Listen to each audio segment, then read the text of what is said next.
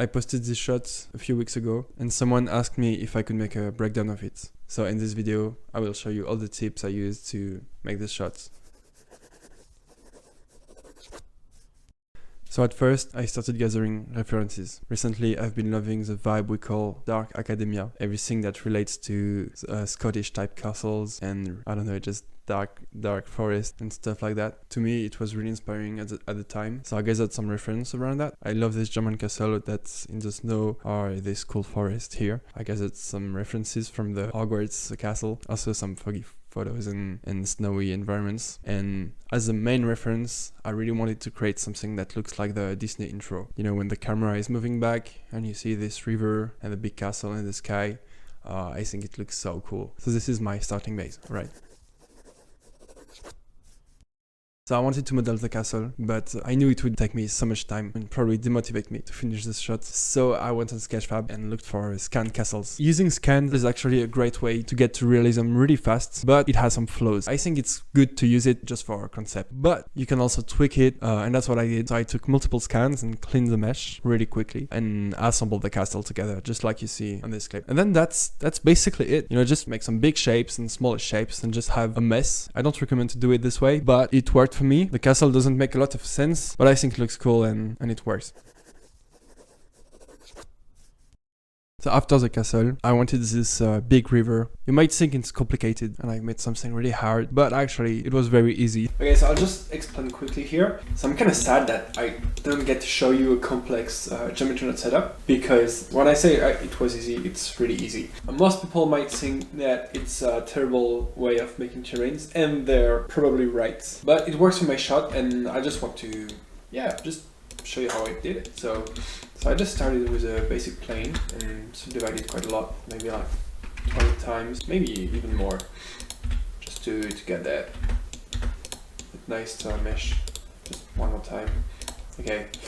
And now I went to geometry nodes, did a set position, do a combine XYZ, so yeah, you can isolate the component, and just plug in there a name attribute, which is going to be a vertex paint.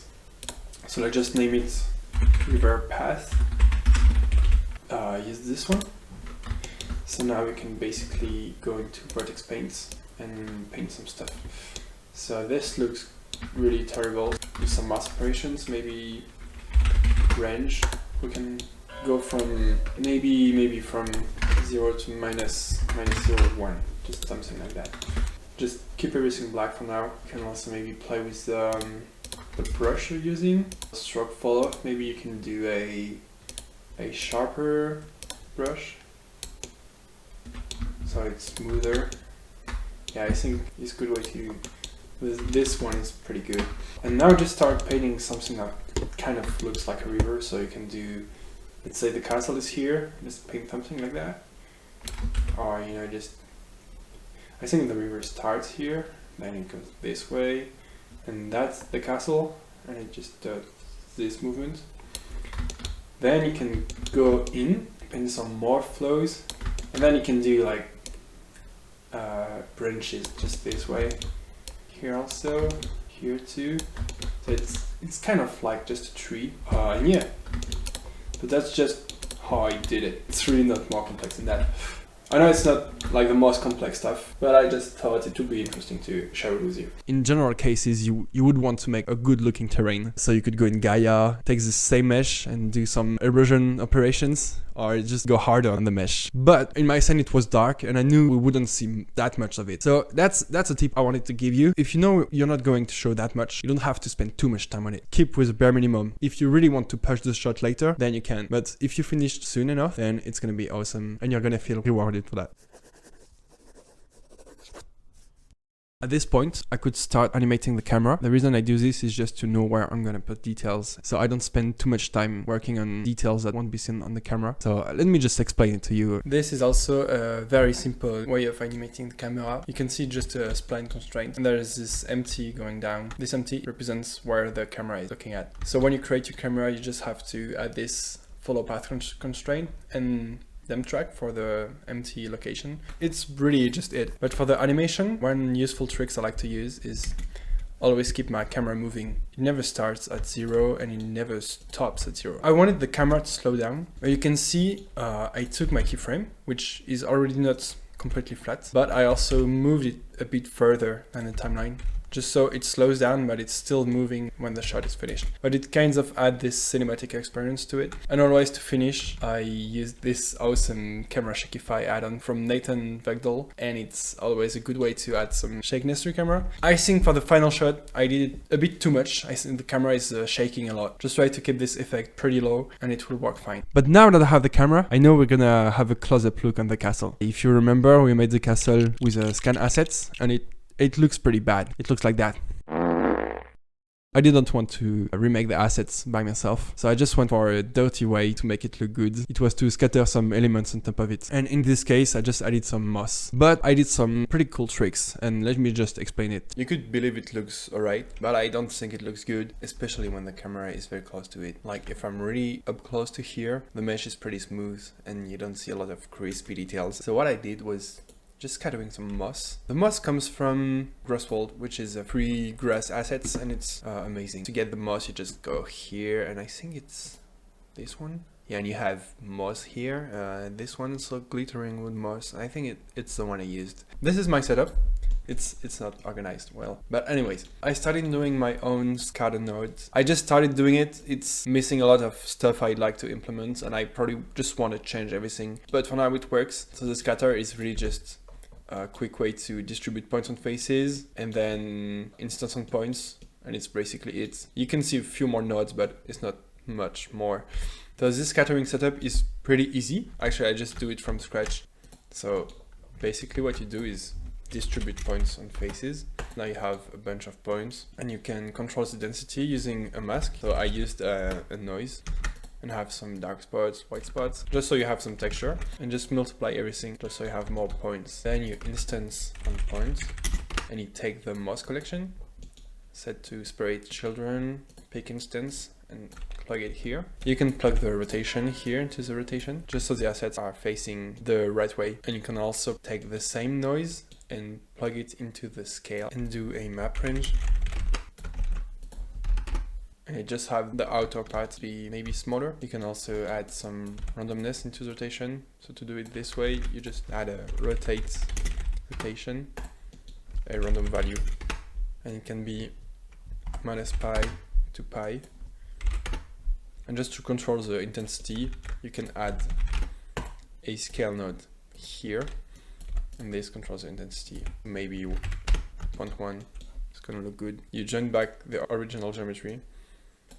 And when you look here in render, you can see it looks a bit off. Everywhere we instance the moss, we kind of lost the original color of the mesh. What I did was a cool trick to just get back the color from the mesh. So what you can do is capture the UV map from the original mesh and transfer it to the instance. To do that, you just go to this mesh and do a sample nearest surface. So what this node does is allow everything in my geometry nodes to have access to any attributes from this mesh. And obviously it's based on the nearest surface. So what you can do is set to vector and sample the UV map. And now I can use this value here to transfer it to the instance. So I can add a store name attribute and plug this right here. Right now it's set to float, so just change it to vector. Because we are working with UV, you can also do a 2D vector. It doesn't change a lot. And then you can just change this to instance, because we are working with instances. And I like to call it instance UV. If you go into the shader of the moss and you bring back base color from the mesh, it's basically transferring the UV in a weird way. But if we get our attribute back, make sure it's set to instancer, plug it into the vector. Now we basically have access to the color of the mesh, but inside of the moss shader. So what you can do now is just mix the albedo color with our base color. And now, if we look at the final shader, we can pick if we want the main color of the moss or the new color. And that's it. It's not much, but it's a nice way to hide the fact that you are a lazy artist.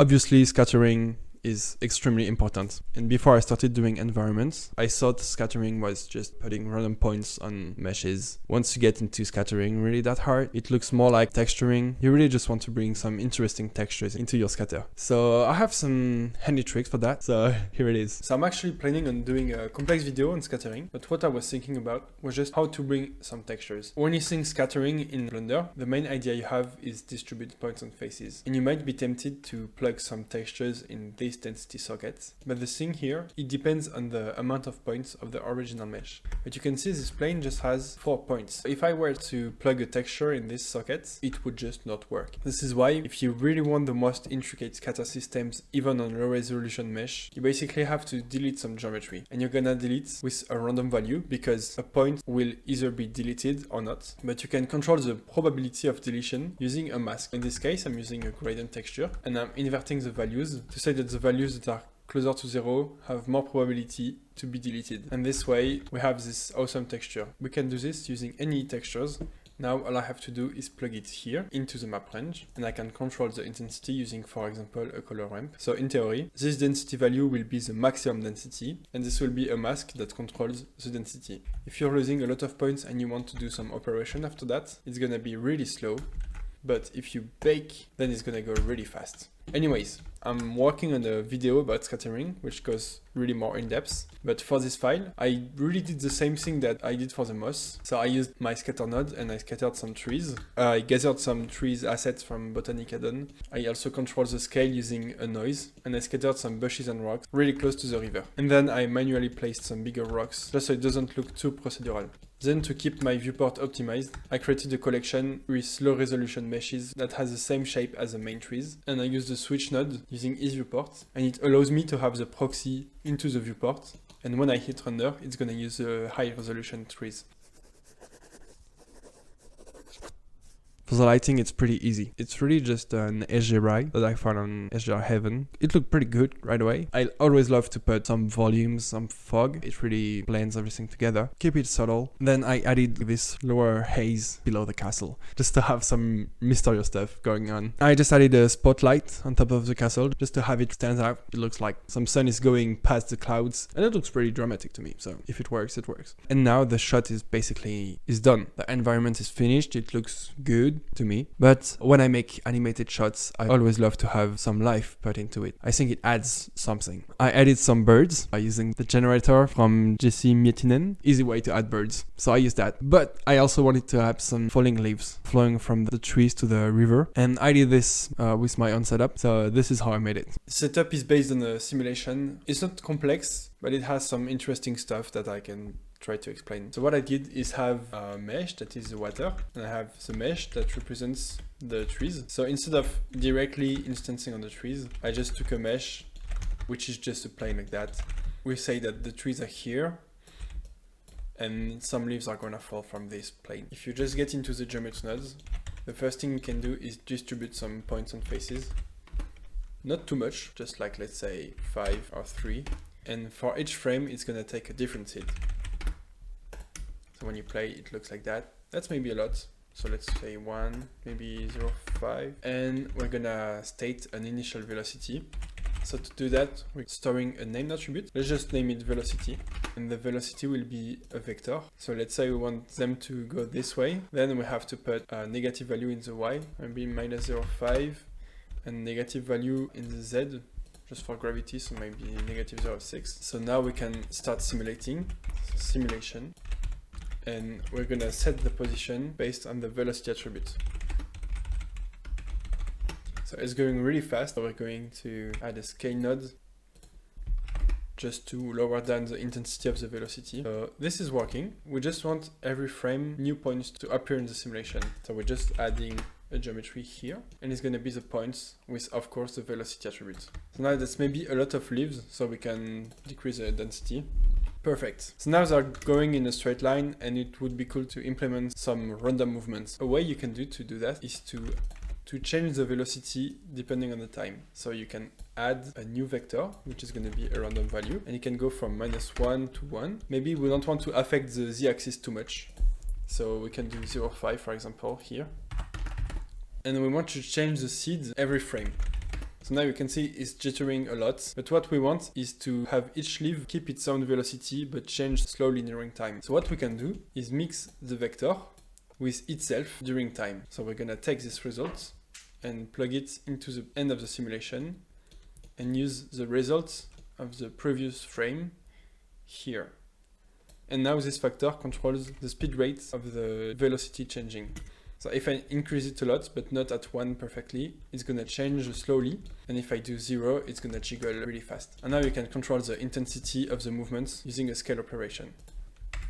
So if I put it at 10, for example, it's gonna move a lot. So now the only thing we want to do is to have the leaf stay at the surface of the water. So what we have to do is do a ray cast and add in the water. And basically, we're gonna cast rays from the leaf to see if the leaves are below or on top of the water. If it's below, then it's gonna stop.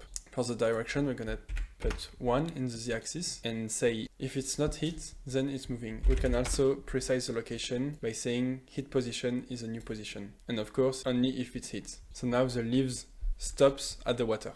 Finally, after the simulation, you can instance endpoints and use some grid with a ratio that looks like a leaf. And you can store the UV map attribute if you want. Instead of simulating the rotation, you can fake it using a noise. Change this throughout the time. You can control the speed using a multiply in between the seconds and the noise texture, and the intensity between the noise texture and the instance rotation. So it can be slow, but go really far. So maybe like 10 here, but really slow here. And now once you've done that, you can assign a shader, let's say a leaf shader, and using the grid UV attribute, you can add some leaf texture, let's say this one for example.